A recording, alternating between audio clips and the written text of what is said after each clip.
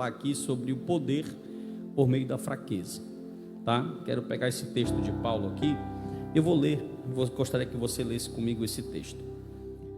1 Coríntios capítulo de número 1, versículo 18, diz assim: certamente a palavra da cruz é loucura para os que se perdem, mas para nós que somos salvos, poder de Deus.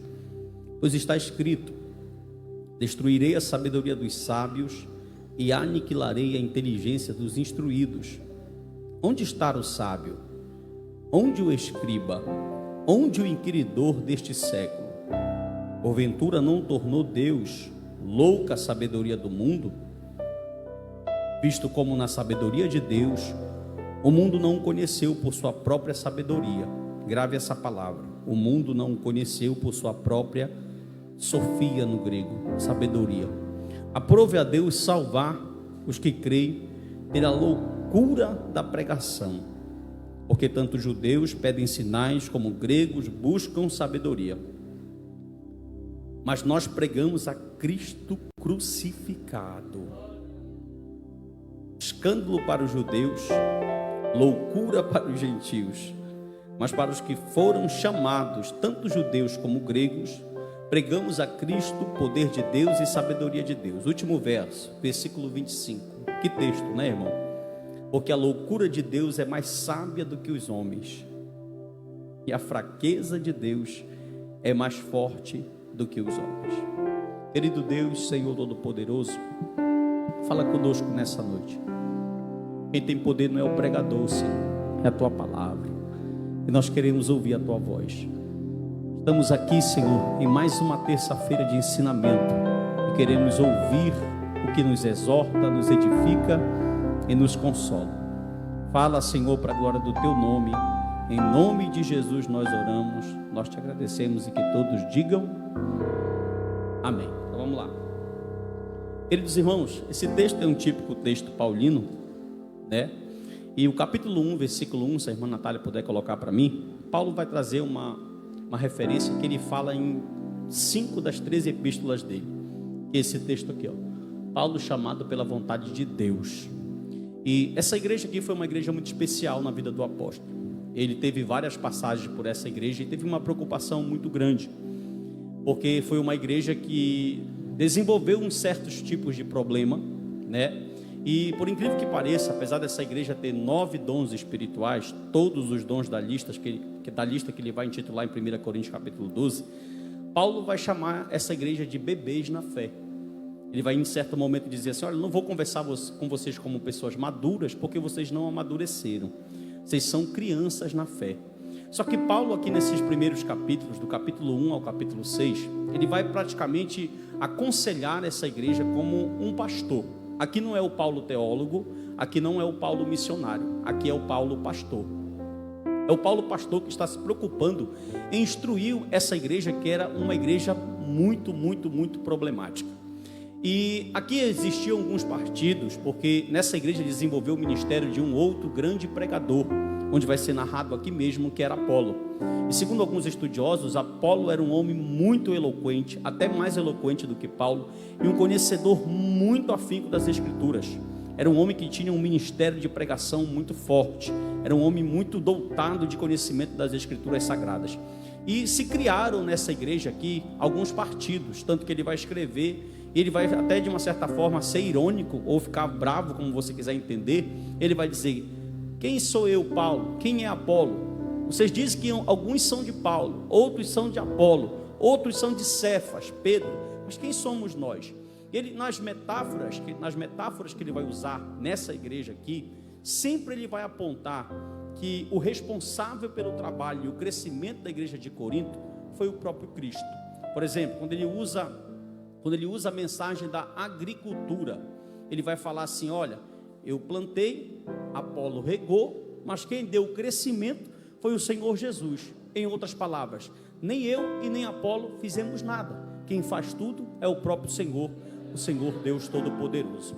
A cidade de Corinto era uma cidade muito interessante, porque quando você pega o ministério paulino, e eu já falei diversas vezes isso aqui, eu sou estudante de Paulo também, e quando Paulo ele procurou fazer missões, ele vai observar que ele procurava sempre grandes centros urbanos.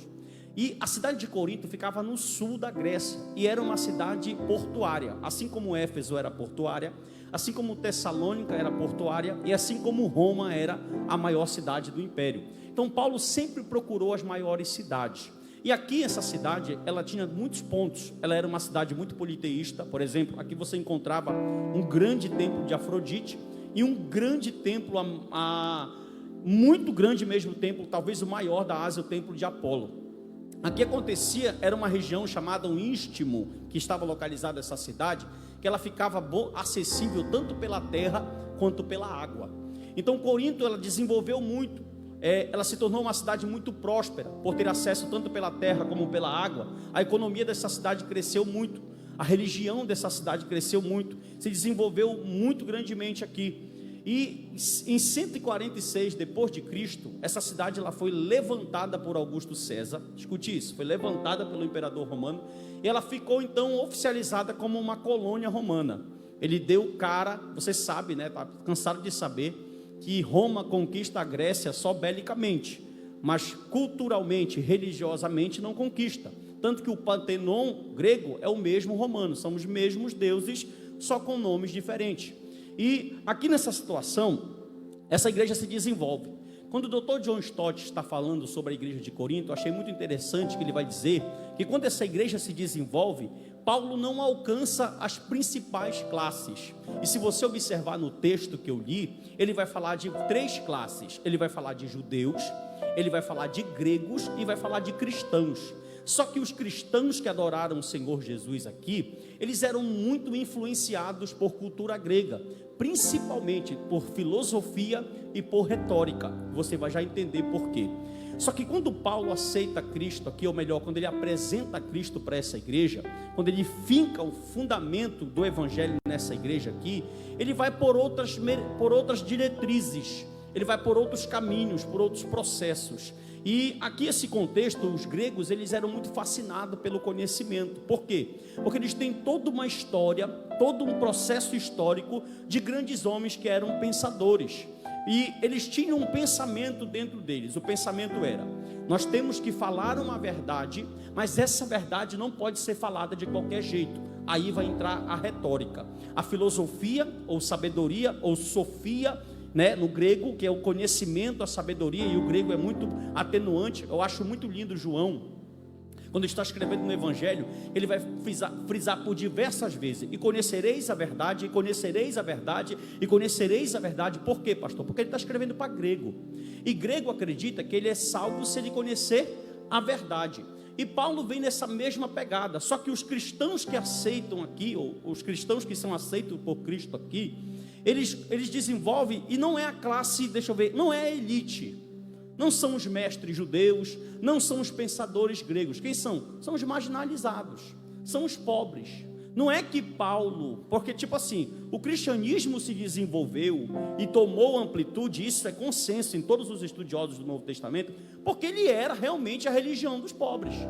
O cristianismo foi aquela religião no primeiro século que pegava todo mundo que era marginalizado, que era colocado de lado, e falava assim: não, venham cá que aqui tem um lugar para vocês. E isso fez com que o cristianismo explodisse, cresceu muito, tomou uma proporção muito grande. Por quê? Porque só que muitos pensadores se desenvolveram, por exemplo, e surgiram muitas críticas, como alguns intelectuais dizem: olha, até hoje o cristianismo, ele é uma religião de pessoas que não são cultas, ou de pessoas que não têm entendimento. O cristianismo é uma religião de pessoas que, desculpe a palavra, tá, irmão? A palavra chula que eu vou usar, de pessoas burras, de pessoas ignorantes. Alguns intelectuais falam isso. Por exemplo, Friedrich Nietzsche, que todo mundo que estudou o ensino médio e que está na faculdade estuda esse homem, ele criou uma filosofia dizendo o seguinte: o homem tem que ser forte, possessivo, obsessivo e perfeito. Então, para Nietzsche, Cristo era uma vergonha, e a cruz, a fraqueza de Cristo na cruz, fazia do cristianismo uma religião sem preceitos. Para Nietzsche, não tem lógica eu crer em Cristo, porque Cristo é fraco. Qual é o Deus, qual é o Filho de Deus que morre numa cruz? Nenhum cidadão romano poderia morrer de cruz. Viu? Porque a morte de cruz era a morte mais horrível, que era dado só para aqueles que eram opositores. Quando Nietzsche vê Cristo na cruz, ele fala assim: esse homem não é exemplo de fortaleza. Só que o que Paulo vai trabalhar nessa carta aqui é justamente para quebrar o pensamento onde Nietzsche se baseou. Por quê? Porque ele vai entrar no interim, e eu falo de um homem muito intelectual. Preste atenção. O que me chamou muita atenção nisso aqui é que o Paulo que vai entrar para falar esses textos aqui, para falar de fraqueza, para falar de loucura do evangelho, de pregação, é um homem totalmente capaz. Como assim, pastor? É um homem totalmente culto. Paulo é uma mente brilhante. Procure no Novo Testamento uma mente mais brilhante do que Paulo depois de Cristo. Você não encontra. Só que eu acho lindo que aqui na premissa do texto, ele vai deixar tudo isso de lado. Por quê? Porque ele mesmo vai dizer: olha, a sabedoria que o mundo se desenvolveu, e os gregos eram campeões nisso, não salvou ninguém. Olha isso, irmão. Vocês se julgam tanto fortes, os conhecedores da filosofia, os conhecedores da verdade, aqueles que desenvolvem as verdades que o mundo tem, mas isso não trouxe Deus para vocês. Vocês não conseguiram se salvar por causa desse pensamento. E ele vai com essa premissa. Agora preste atenção. Quando nós falamos de poder, por exemplo, escute essa frase: a gente vive numa sociedade que busca 3 coisas hoje. Repita comigo: fama, dinheiro e influência. Na verdade, isso aí é só uma camuflagem, porque o homem gosta de poder. O homem quer ser poderoso. Quem não quer ser poderoso, irmão? Todo mundo quer ser poderoso. Há uma corrida, há uma busca desenfreada por poder. Olha um exemplo. Por que você acha que um político se mata para estar na política? Os caras têm auxílio paletó, auxílio gás, auxílio combustível, tem não sei quantos funcionários trabalhando para ele 24 horas, recebe um salário altíssimo. Por quê? Porque é poder. Lá eles fazem as leis que regem as nossas vidas. Eles pensam que fazem, né? Porque quem faz é o grande lá de cima, que rege as nossas vidas, e por aí vai. O que é isso? Poder. Então o homem criou, por exemplo, a primeira busca por poder na Bíblia foi causada lá no Éden. Foi a busca por poder que causou desobediência de Adão. O inimigo falou: olha, tu vai ser como ele. Meu Deus, que proposta é essa? Né? Vai ser como o Senhor. Então desde daí o homem não parou mais. Só que tem um porém, uma coisa muito triste. Infelizmente isso aconteceu, ou acontece no tempo presente, dentro das igrejas. Isso acontecia dentro de Corinto. Porque, irmão, preste atenção. As pessoas têm uma ideia, principalmente quem não é crente, que a igreja é um lugar perfeito. E não é. Nunca foi e nunca será. Porque aqui é um monte de gente imperfeita tentando melhorar. Entenderam? Aqui é um monte de gente que olhou, entendeu o sacrifício de Cristo e disse: não, nós vamos tentar melhorar, vamos andar na contramão, vamos andar na contramão do sistema. Preste atenção nisso aqui. Aí vão nascer 2 perguntas. Primeira pergunta: para que poder? Coloca para mim Atos 1:8, por favor.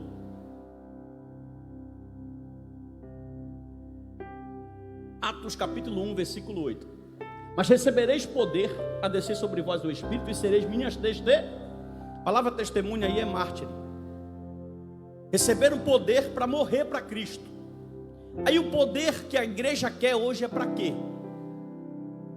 Para que é o poder? Será que esse poder que nós estamos buscando é para nós servirmos a Deus com mais humildade? Ou é para nós desenvolvermos melhor a santidade? Porque, irmão, cá para nós há uma busca desenfreada de poder, mas parece que é uma busca, parece não, é uma busca de poder que não tem lógica. Não tem lógica. Quando você olha Cristo falando para os seus apóstolos, para os seus discípulos: olha, vocês vão receber poder. E eles recebem poder e chegam no nível de serem testemunhas, de morrerem pelo evangelho. Está aí o livro de Atos para contar a história para você. Está a história da igreja para contar a história para você. Mas hoje os irmãos querem poder com uma outra proposta. Olha só, prosseguindo. Aí só, Paulo, ele era um comunicador. Ele era o quê? Ele era um comunicador. E o comunicador, ele precisa responder 2 perguntas. A primeira pergunta dele é: o que é que eu tenho que dizer? E a segunda pergunta: como é que eu tenho que dizer? E é justamente isso que está aqui encaixado nesse texto. Por quê? Porque o que eu tenho que dizer é a mensagem, é a filosofia. E como eu tenho que dizer é a retórica. Por exemplo, se os gregos tinham uma verdade, eles iam dizer assim: olha, está aqui a verdade. Essa verdade foi estabelecida pelo filósofo tal. Então agora tu vai ter que criar uma retórica para te transmitir essa mensagem de uma forma que ninguém possa dizer que ela não é a verdade. Ou seja, eles eram campeões de pegar um pensamento, aperfeiçoar ele e passar eles da melhor forma possível, pensando que poderiam resolver os seus problemas e até mesmo se salvar com o seu conhecimento. Aí Paulo, só que quando Paulo olha, presta atenção, no contexto do mundo grego, para os gregos, o evangelho tinha que ser repassado com uma retórica infalível. Por exemplo, se Paulo chegou apresentando um novo conceito, olhe para mim, irmão, por favor, não dorme. Se Paulo chega apresentando um novo conceito, na cabeça dos gregos era: tu vai ter que fazer isso com uma retórica impecável. Só que Paulo vai fazer o seguinte: não era que ele não fosse capaz. Alguém duvida que ele era capaz aqui? Sim ou não, irmão? Com certeza não. Ele era totalmente capaz. Ele poderia falar de filosofia com qualquer filósofo ali, tanto que ele cita, na carta aos Romanos, ele cita filósofos gregos. Só para você ter uma ideia, ele faz citações de filosofia nos seus escritos. Então, só olha o que ele escolhe. Ele fala assim: não, porque eu já fui desse tempo que eu tentei me salvar. Com o conhecimento que ele adquiriu na lei de Moisés. Só que Paulo vai dizer o seguinte: eu vou apresentar vocês não com a retórica que vocês querem, porque vocês dizem que o que salva é uma sabedoria que tem que ser apresentada perfeitamente, mas eu vou mostrar para vocês que o que salva é loucura e fraqueza. Meu irmão, dá um glória aí para ajudar o pregador. Eu vou apresentar para vocês que o que vai nos deixar salvo não é um ensinamento, e como eu vou passar esse ensinamento. Ou seja, em outras palavras, irmão, ele rejeitou, discordou intensamente, tanto da filosofia como da retórica. Versículo de número 17, 1 Coríntios 1,17, irmã Natália, por favor. 1 Coríntios 1,17, porque não me enviou Cristo para batizar, mas para pregar o evangelho, não com sabedoria, não com sofia de palavra, para que não se anule a cruz de Cristo. Paulo está dizendo assim: eu vou apresentar para vocês, mas não com essa sabedoria e a retórica que vocês querem. Aí ele vai começar a desenvolver aqui um pensamento. Olha isso, irmão, versículo 18, vamos lá. 1 Coríntios 1,18. Você encontrou? Diga amém. Aí ele começa: eu vou apresentar para vocês agora a mensagem da cruz. Verso 18. Certamente a palavra da cruz é loucura. Por quê? Olha que o judeu pensou. Lembra que eu falei que ele apresentou 3 classes? Olha para mim: judeu, grego e cristãos. Mais uma vez: judeu, grego e... Quando ele falou assim, certamente a palavra da cruz é loucura. Por quê? O judeu falava que o Messias era invencível. Para chegar com um judeu e falar assim: olha, o homem mais forte acabou seus dias numa cruz, isso para eles era o quê? Loucura. E para os gregos, escândalo. Só que Paulo está dizendo: mas para quem é salvo, mas para nós que somos salvos, aleluia. Não, irmão, melhora, em nome de Jesus. Certamente a palavra da cruz é loucura para os que se perdem, mas para nós que somos salvos é poder de... Como, irmão? Versículo 19, olha só: porque está escrito: destruirei a sabedoria dos sábios e aniquilarei a inteligência dos destruídos. Meu Deus, ele está citando Isaías 29:14, pode colocar. Lembra? Ele falou assim: olha, eu vou disputar com vocês, mas eu não vou usar filosofia, eu vou usar a Bíblia. Continuarei a fazer obra maravilhosa no meio desse povo. Sim, obra maravilhosa. E portanto, de maneira que a sabedoria dos seus sábios perecerá. Leia o versículo de número 19, pois está escrito. Olha o que ele fala: eu vou para o debate, mas não vou com o meu argumento. Eu vou para o debate, mas eu vou com aquilo que eu creio. com a palavra, e disse o profeta Isaías, versículo 19: destruirei a sabedoria dos sábios e aniquilarei a inteligência dos instruídos. Versículo de número 20: onde está o sábio? Onde está o escriba? Onde o inquiridor desse século? Aí ele continua: porventura não tornou Deus louca a sabedoria desse mundo, visto como na sabedoria de Deus o mundo não conheceu. Ele está falando assim: olha, passaram tanta gente boa aqui, Sócrates, Platão, Aristóteles, Demócrito, só grande, só que nenhum desses, com todo o conhecimento que eles tinham, oh glória, conseguiu se aproximar. Agora preste atenção, quando ele fala o versículo de número 21, irmãos, isso aqui é tremendo demais. Quando ele fala o versículo de número 21, nascem 3 perguntas. Quantas perguntas? Só fala se você dá glória. A primeira pergunta é: quem tomou a iniciativa? Como assim? Quem foi que tomou a iniciativa de nos alcançar? Quando ele lê o verso 21, leia comigo: visto como na sabedoria de Deus o mundo não conheceu por sua própria sabedoria. Ele está jogando no lixo aqui, no lixo, todo o conhecimento do homem que pensou que poderia ser salvo através dele, vírgula. Aprove a Deus. Aprove a quem? Olha, a sabedoria de vocês não levou vocês até o patamar final. Então aprove ao Senhor. Isso aqui é tão lindo que a Bíblia está dizendo: não é você que vai atrás do Senhor. Porque, irmão, os filósofos pensavam assim: não, se o mundo quiser, por exemplo, quando você chega em 1531, tempo da Reforma Protestante, quem eram os 2 homens que mais sabiam de Deus na terra? Platão e Aristóteles. Se você fosse um acadêmico naquele tempo, se você quisesse conhecer quem era Deus, você não ia fazer teologia, você ia fazer filosofia, porque quem conhecia mais de Deus naquele momento eram os gregos. Só que Paulo está dizendo assim: nem os pensadores melhores conseguiram desenvolver um pensamento que os salvasse. Então aprove a Deus tomar uma decisão. Oh glória! Porque, irmão, imagine isso, um camarada tão inteligente, tão intelectual. Camarada era fora de série, mas ele disse assim: vou me despir de todo o meu conhecimento, vou me despir de todo o meu entendimento, vou me despir de todo o meu intelecto, vou me despir de tudo que eu aprendi, e só vou ganhar mostrando que o que vence é a fraqueza e a loucura da cruz. Por quê? Porque para vocês é loucura, mas para mim...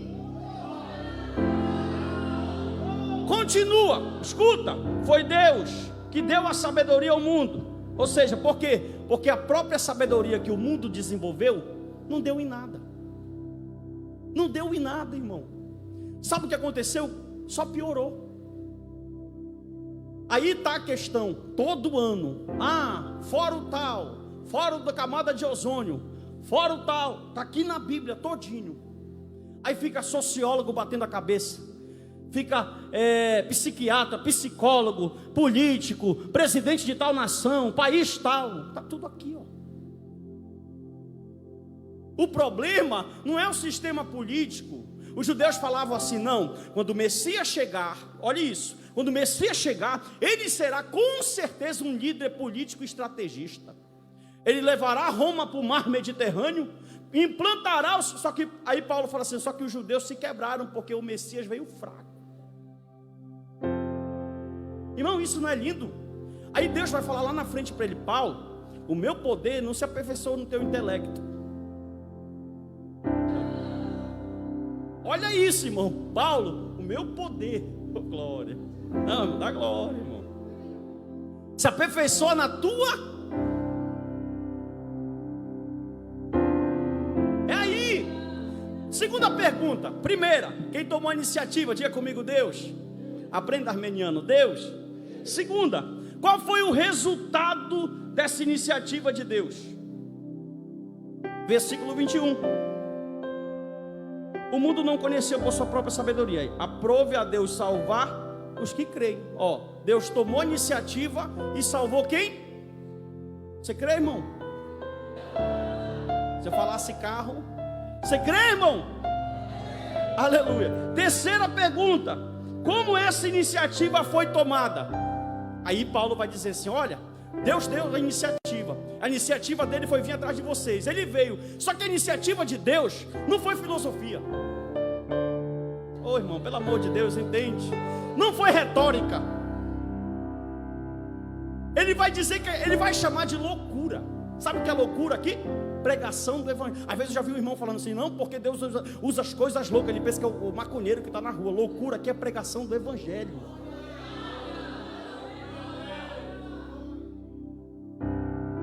Ele falou assim: olha, o meio, repita comigo, a iniciativa, diga, foi de Deus. O resultado foi salvar.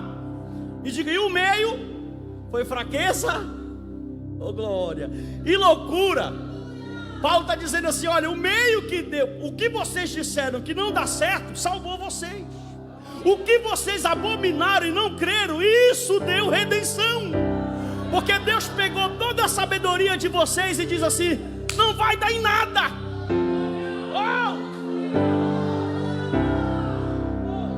Não vai dar em nada, não vão se salvar. Não, mas porque na metafísica de Aristóteles não vai dar em nada. É a loucura da pregação do evangelho que vai justificar o homem. Quer ver um teste? Quer ver um teste? Faz um teste. Pega uma pessoa que está com o casamento acabado, ou que está com a vida toda fora do lugar, senta com ele aqui numa cadeira e fica 1 hora falando filosofia para ele.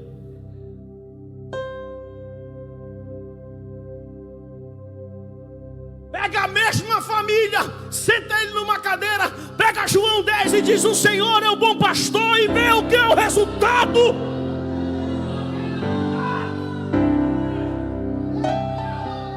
Pega. Aí Paulo está aqui. Eu vejo o cara tão capaz dizendo assim: não, calma, pera lá. Eu não vou falar com vocês do jeito que vocês querem. Deixa eu prosseguir. Versículo 22 ao 25. Aleluia, não dá tempo. 22, olha isso. Quem encontrou, diga eu. Está na mídia. Porque tanto os judeus pedem um sinal, como os gregos buscam sabedoria, mas nós pregamos. Olha como isso aqui é lindo. 3 raças, 3 povos, tá? Não, 3 raças, uma raça, 3 distintas. Presta atenção nisso aqui. Aqui tem uma diferença de 3 verbos. Os judeus pedem, os gregos buscam. Evangelho que pede não é bíblico. Evangelho que busca também não é bíblico. Só busca. E qual é o bíblico? Ó, os judeus pedem, os gregos buscam, mas os cristãos pregam. Não, levanta a mão, pelo amor de Deus. Os judeus pedem, os gregos buscam, mas nós proclamamos. Onde está, pastor? Versículo 22. Porque tanto os judeus eles pedem o sinal, os gregos buscam sabedoria, mas nós pregamos Cristo e Cristo crucificado. Aí ele fala, ó, escândalo para os judeus, loucura para os gentios. Como assim, pastor? Escândalo para Nietzsche, loucura para os intelectuais, mas para quem é salvo,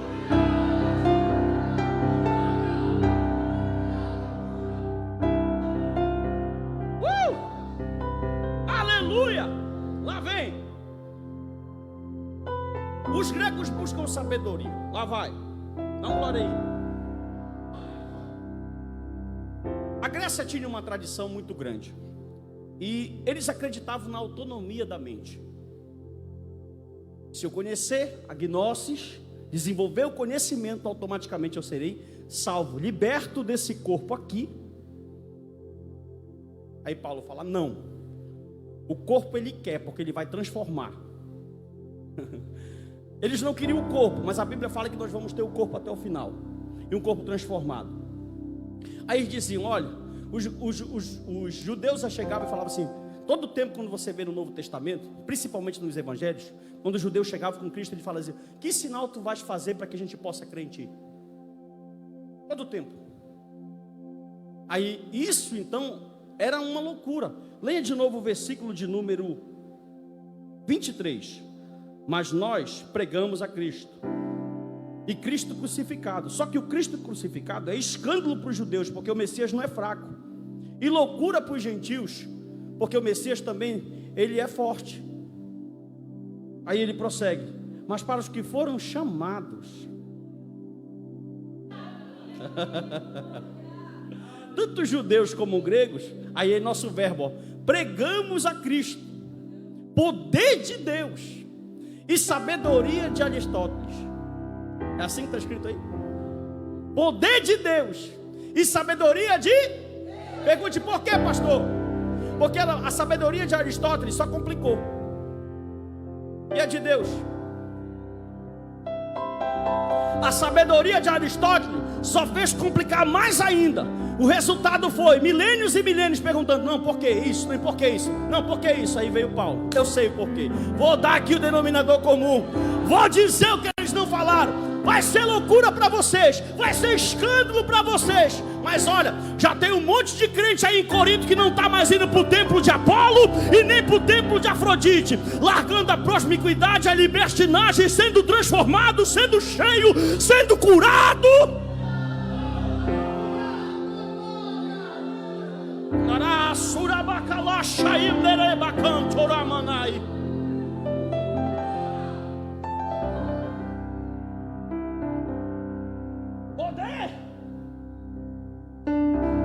Atos capítulo de número 20, lá pela frente no versículo, não sei se é o 20 ou 26, não recordo, mas está em Atos, tenho certeza absoluta que é em Atos. Ele fala assim: olha, Paulo diz assim: nós, igreja, somos o único meio, a única agência de Deus na terra que é capaz de tirar alguém das trevas e colocar ela na luz. Ninguém mais pode fazer isso. E como é feito isso? Imagine esse homem entrando, irmão, e os camaradas acostumados a ouvir algo assim: não, porque Deus é tão transcendental, tão imanente e tal. Aí Paulo fala assim: e ele veio como um cordeiro.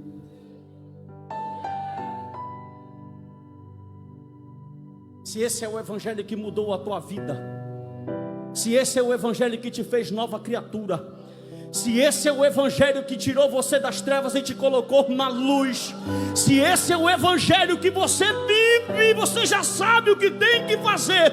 É só abrir a boca e dar 2 brados de...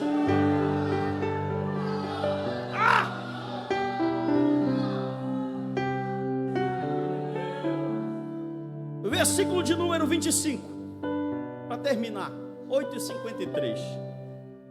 Porque a loucura de Deus... Lembre, loucura é evangelho. Loucura é o quê? Vou ler assim agora, ó. Porque o evangelho de Deus... Oh, glória. De novo, vou te dar mais uma chance. Porque o evangelho de Deus é mais sábio que os homens, e a fraqueza de Deus é mais forte que os homens. Ele falou assim: olha, Deus é tão poderoso que ele nem precisou mostrar a parte forte dele. É, cara, que é isso? Da glória, irmão. O meu Deus é tão forte, tão poderoso, que ele nem vai perder tempo mostrando a sabedoria. Porque ele pergunta: por quê, pastor? A fraqueza a gente já não entende. É loucura, irmão. O que é loucura, pastor? Olha o que é loucura. A Bíblia fala assim: gosta de quem não gosta de ti. Loucura.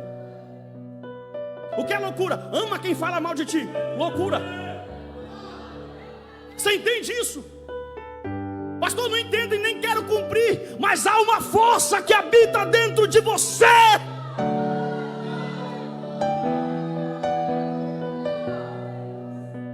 Aleluia, aleluia. Versículo 24, só para terminar. Ó, mas para os que foram chamados, tanto judeus como grego, pregamos a Cristo, poder de Deus e sabedoria de Deus, porque a loucura de Deus é mais sábia do que os homens, e a fraqueza de Deus é mais forte do que os...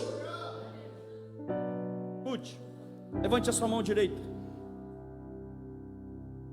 Os seguidores de Nietzsche ainda buscam uma cruz, ou ainda tentam entender porque é escândalo. Os intelectuais ainda buscam sabedoria, pensando que podem ser salvos. Mas para nós cristãos, o Evangelho continua sendo poder. E nós sabemos que esse poder pode nos salvar. Nos chamem de o que quiser, irmão. Nos chamem do que quiser. Mas se esse Evangelho é poder, haverá mudança. Louvado seja o nome do Senhor Jesus.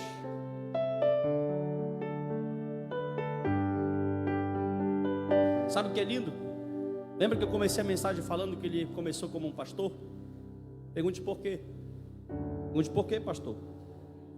Ele já faz questão de começar o evangelho dizendo assim, ó, não foi Apolo, nem eu. A gente só é colaborador do reino. Olha isso, irmão. Paulo, hoje os líderes das igrejas querem pessoas todo o tempo bajulando eles. Querem pessoas todo o tempo fazendo o que eles querem. E Paulo está ensinando aqui, nesse reino, ele usa uma palavra ministro, que era o terceiro no barco remador que ficava lá atrás, era aquele que estava ali. Nós somos servos do reino. Amém ou não amém? Glória a Deus ou não glória a Deus? Imagine essa igreja ouvindo isso, irmão. Ou igrejinha problemática essa aqui. Tinha facção, tinha fofoqueiro, tinha quadrilha, tinha tudo aqui dentro. E Paulo todo o tempo ali, admoestando, ensinando, falando. Por quê? Porque ele sabia que a loucura da cruz traz resultados. Amém? Amém ou não amém? Senhor nosso Deus, nosso Pai. Oh, aleluia. Nós te adoramos, Senhor. De todas as provas que eu já passei, é tão difícil, Senhor.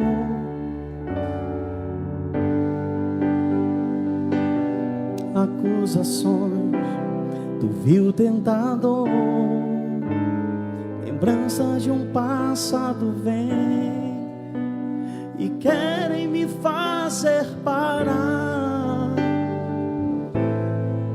Não sei essa parte, vai cantando aí.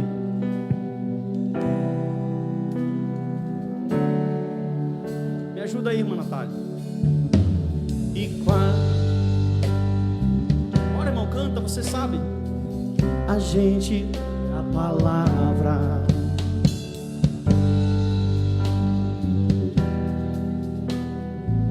e continuar a jornada. Lembranças de um passado vem e querem me fazer parar. E mesmo as palavras de alguém, nenhuma condenação a essa, todo mundo sabe. Vamos lá, aleluia, cante. Nenhuma condenação há para quem está em ti, Jesus. Pelo sangue que desceu na cruz, é certo que provas virão, investidas do vil tentador. Nenhuma condenação há para quem está em ti, querido Senhor. Para encerrar, a igreja canta, nenhuma condenação, diga. Nenhuma condenação há para quem está em ti, Jesus, cuja vida coberta está pelo sangue que desceu na cruz. É certo que provas virão, investidas do vil tentador. Nenhuma condenação há para quem está em ti, querido Senhor.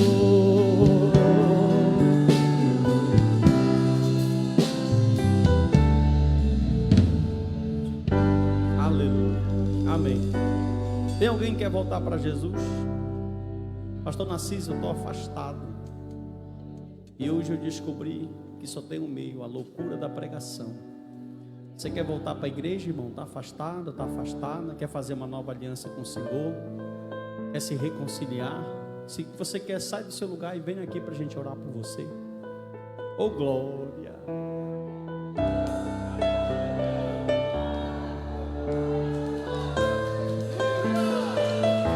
Pode vir, meu irmão. Nenhuma, vai, abre a boca, adora Ele, cante. Nenhuma condenação há para quem está em ti, Jesus, e coberto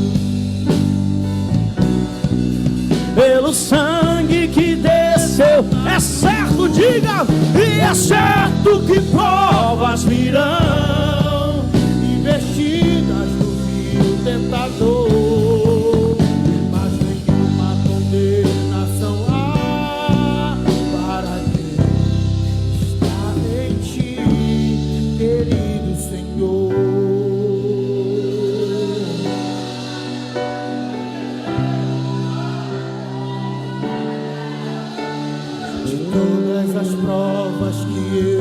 Passei, é bem difícil, Senhor. A gente tem que ouvir. Aleluia. Senhor nosso Deus, aqui está o teu filho. Ele está voltando para a tua casa. Ele sabe que aqui é o seu lugar. A tua palavra foi pregada e só ela tem esse poder. Perdoa os teus pecados, as suas falhas. A tua igreja está, Senhor, orando por ele. Aquele que te confessa diante dos homens, o Senhor confessa diante do Pai que está no céu. Perdoa suas falhas, os seus erros. Segura na mão, Senhor, deste homem, para que possamos estar juntos e subir no arrebatamento da igreja. Em nome de Jesus nós oramos, nós te agradecemos. E que todos possam dizer amém. Aplauda o Rei Jesus. Amém, meu irmão.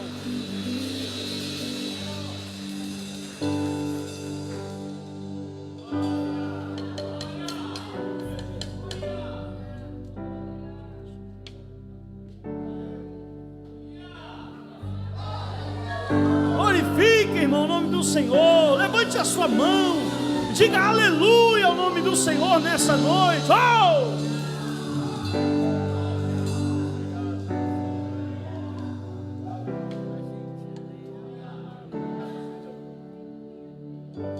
Amém, irmãos? Vocês têm condição de cantar mais uma música? Amém? Bora cantar, Rafael, vamos lá. Não há barreira. Coloque lá, irmã Natália, por favor, que eu não sei essa letra também. Sei que os problemas... Tecladista, olha, tá vigiando. Sei que os problemas vão surgir. Sei que provações virão, mas ponho sua fé no intercessor que é Jesus, e Ele te estende a forte mão. Sei que as muralhas do temor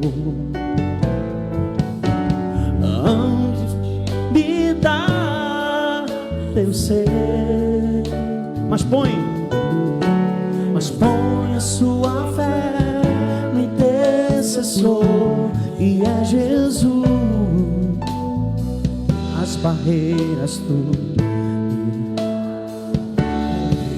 nas partes, vamos lá, pois não há barreira para aquele revestido do poder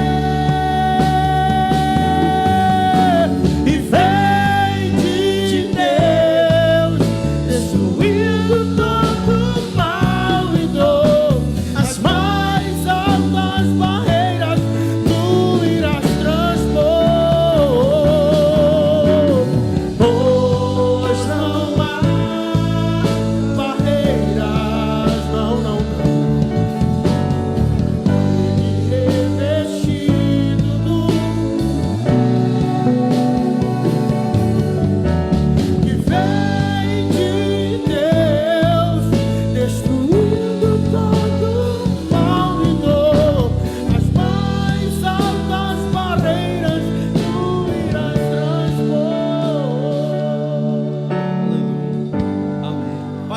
palma aí para o Rei Jesus.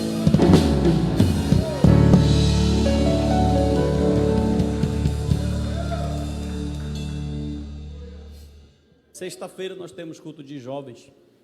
Olha aí, sexta-feira agora nós temos a vigília. Não vai ter culto por causa da vigília, tá? Quinta-feira a gente tem um estudo lá no Conjunto Paá. Vou já te passar. Conjunto Paá, quadra 1, 34, próxima escola Gaudêncio Ramos. O Diácono Leonardo vai já falar aqui com vocês. Antes de passar para ele, quero falar com os irmãos da vigília. Nós vamos ter nossa última vigília do ano, tá, irmão? Nossa última vigília do ano. Dia 26, vai começar 23 horas, nós não vamos ter culto de jovens e não vamos ter consagração no sábado, tá bom? Então eu quero pedir encarecidamente, em nome de Jesus, cadê isso? Está aqui. Aos irmãos que façam-se presente aqui na vigília, para que nós possamos estar adorando o nome do Senhor Jesus. Está aqui os dois pregadores, nosso irmão evangelista Joel Fernandes e o diácono Estevão Aposan.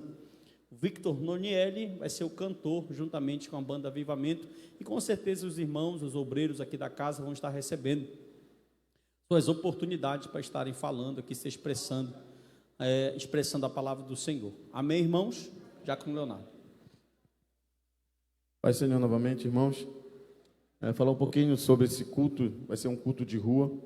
Na quinta-feira, uma irmã pediu, e eu queria convocar os irmãos que têm carro, tem moto, para a gente sair.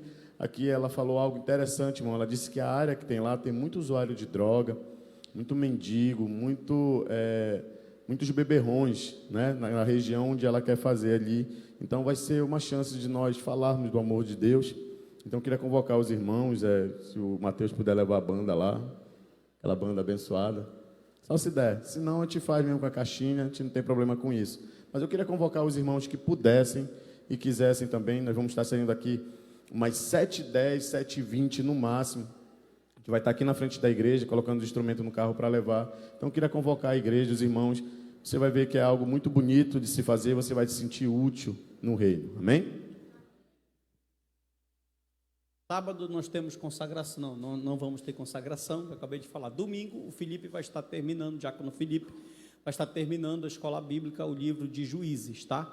Vai ser a nossa última aula do ano. É isso mesmo? É a última aula, depois vai ser só a feira, a apresentação, e depois os últimos 2 domingos de dezembro nós vamos ter recesso, para os professores darem uma descansada. Às 18 horas, o nosso culto de Natal. Não, às 18 horas do domingo, o culto da família. E aqui as nossas programações do final do ano, tá, irmão? Dia 25, ceia de Natal, 19h30. Esse 25 é sábado, é? Vai ser 19h30. 26/12 é o aniversário de 7 anos dessa igreja. Não, dá um glória a Deus aí, viu? E 31/12 é o culto da virada. Então a gente está se programando aí. Vai ter um coral aqui, coral de homens e mulheres, negócio de 200 vozes vão estar se apresentando aqui. E vocês vão ser abençoados em nome de Jesus. 38 da liderança e o resto tudo é anjo. Vão estar cantando e o nome do Senhor Jesus vai ser glorificado. Vocês não creem, eu não posso fazer nada. Vamos ficar de pé, vamos orar e agradecer o Senhor por esse culto. Querido Deus, muito obrigado. Te agradecemos por mais uma oportunidade de estarmos aqui na tua casa. Te louvamos pela tua infinita misericórdia que se estende de geração a geração. Leva-nos em paz e segurança. E a graça do Senhor Jesus Cristo, o amor de Deus, o nosso Pai, a comunhão, a consolação do amigo Espírito Santo, seja com todo Israel, com toda a igreja, que a igreja do Senhor possa dizer. Está encerrado. Pai do Senhor, obrigado aos nossos visitantes, viu? Daniel, esposa, todos os irmãos que estavam nos visitando. Deus abençoe vocês. A paz do Senhor.